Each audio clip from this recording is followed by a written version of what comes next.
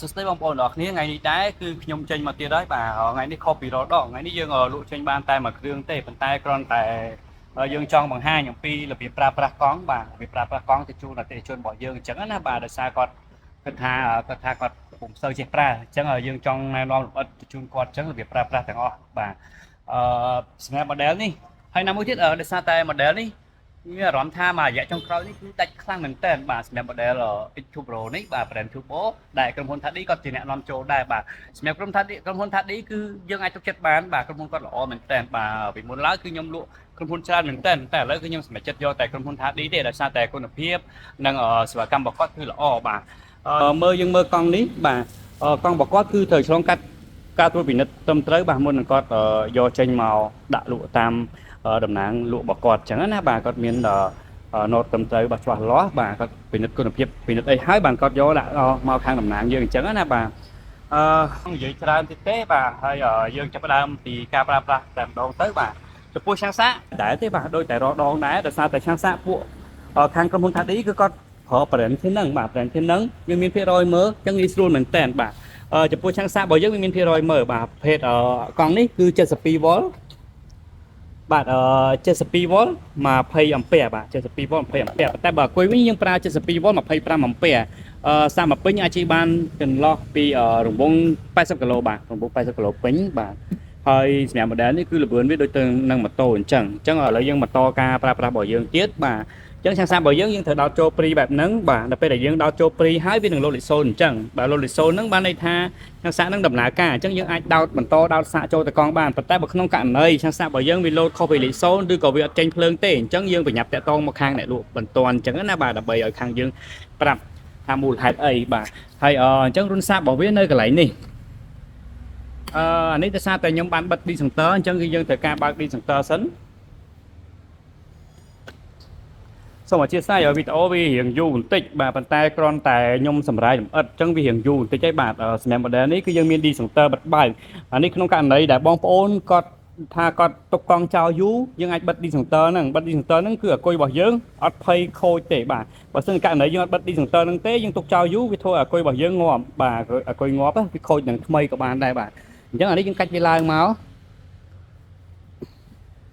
បន្ទាប់ពីកាច់យើងឡើងមកយើងអាចដោតសាកបានហើយបាទដោតសាកបាន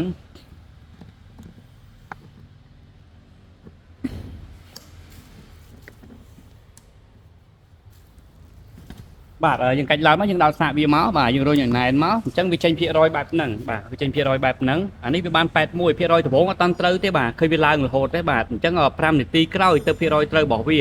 អញ្ចឹងពេលបងប្អូនអរគ្នាយកទៅដោតសាកស្រាប់តែសាកហើយជា2ម៉ោងបាន90%អញ្ចឹងឧទាហរណ៍បាទដល់ពេលដែលយើងដកចេញហើយយើងដោតវិញវាអត់បាន90ទេវាបានត្រឹម80ឬក៏70ទេប៉ុន្តែ5នាទីក្រោយវាឡើងមក90វិញហើយអញ្ចឹងកុំឲ្យបងប្អូនមានការយល់ច្រឡំថាឆាំងសាក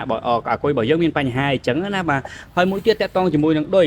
របស់យើងត្រូវដុតល្អបើករណីដូចយើងអត់ដុតទេវាមានបញ្ហាធ្វើឲ្យឆាំងសាករបស់យើងសាកដឹងថាពេញទេខ្ញុំឧទាហរណ៍ជូនបាទឥឡូវឧទាហរណ៍ថាដូចហ្នឹងវារលុងបាទវារលុងហើយវាដុតវិញបាទនេះវាដុតវិញដល់ពេលវាដុតវិញវាលោតលេខ100អញ្ចឹងបាទអញ្ចឹងធ្វើឲ្យយើងយល់ច្រឡំថាវាពេញព្រោះអានេះ100%វាពេញអញ្ចឹងណាបងប្អូនអរគ្នាបាទអញ្ចឹងត្រូវប្រយ័ត្នចំណុចហ្នឹងបន្តិចបាទហើយបន្តមកទៀតយើងតមកដល់ការប្រើប្រាស់សោរបស់យើងសម្រាប់ model នេះសោរបស់យើងមានច្រើនប្រភេទមែនតើបាទយើងមាន3ប្រភេទមានសោធម្មតាយើងមាន smart key ហើយនិងសោ scan បាទសោធម្មតានេះយើងប្រើសម្រាប់ចាក់សោកនិងបើកកែបបាទបើពោះសោផ្សេងយើងអាចប្រើបានទេអញ្ចឹងដើម្បីបើកកែបគឺលោកអ្នកចាក់វាចូលយើងរុញវាចូលអញ្ចឹងមកបាទតែមកយើងកាច់មកក្រោយឲ្យខ្លាំងយើងអត់មានរុញទៅមុខអីទេកាច់ឲ្យខ្លាំងមកបាទ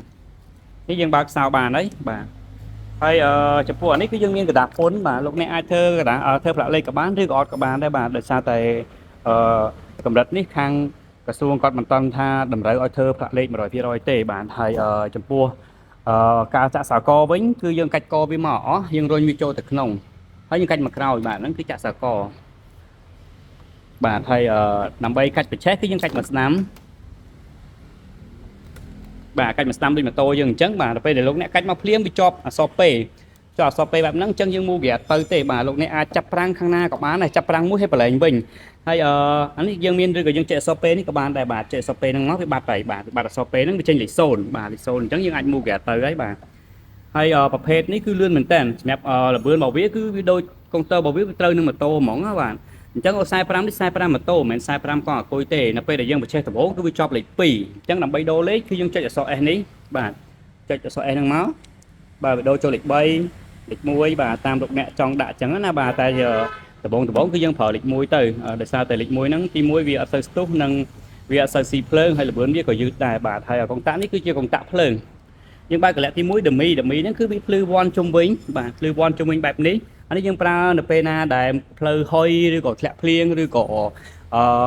មានអាប់មានអីជាដើមបាទហើយយើងប្រើកលៈមួយទៀតនេះគឺកលៈភ្លើងបាទបើកភ្លើងបាទអាហ្នឹងយើងបើកភ្លើងវាភ្លឺនឹងពូលគុជកណ្ដាលរបស់យើងហ្នឹងបាទវាភ្លឺបាទហើយយើងមាន pha code ដូចទៅនឹងម៉ូតូដែរសម្រាប់ model នេះវាស្តង់ដារម៉ូតូបាទអញ្ចឹងវាមាន pha code នេះ pha code អញ្ចឹងយើងប្រើវានៅពេលដែល